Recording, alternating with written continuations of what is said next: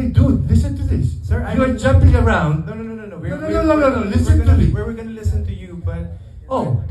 there's a space and time. Jericho, wag mo akong ganda nun, ha? No, sir. Because Umupo ka, patapusin mo ako. 1 minute, I'm done. If Oh, you just sit seriously? down and shut up, okay?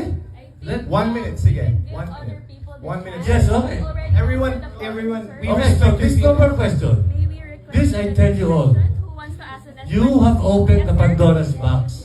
Oh, okay naman, di ba? We already answered the question. Oh, 1 minute naman eh. So listen to this. I have watched this is the third time in the week. Nung umpisa, okay pa ako. And then I've seen all the comments and all the bashing on media, on social media. So what you have opened, Mr. Taro, is a Pandora's box. Maraming mga Pilipinong bata ngayon hindi naman nag-aral. Alam ba nyo that we got women suffrage before France? Alam ba nyo na mismo Hacienda de Quezon, pinamahagi niya? Libre? Teka, hindi pa ako tapos. Yes, sir. Kakainin mo yung 1 minute ko eh. I have 45 seconds.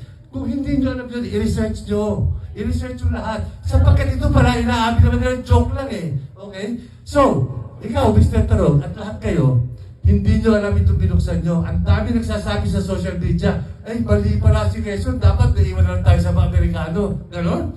So, nasa ilalim tayo ni Trump? Anyway, hindi nyo alam ang ginawa nyo. Dahil kayo, gusto nyo kumita ng pera, gusto nyo sumikat, sinalaula ninyo ang alaala ng isang pamilya na nagbuwis ng buhay. Ang lola ko, inubos yan. Kasama ng tita baby ko, kasama ng unang asawa ng nanay ko. Pinas lang yung mga yan dahil hirap na. Anyway, yun, tapos na ako. Mahiya kayo. Ngayon, eto sinachannel ko ngayon ang aking lolo sa pagsabi ko sa inyong ito. Na kayo, kayo! Thank you, sir. We're out of here.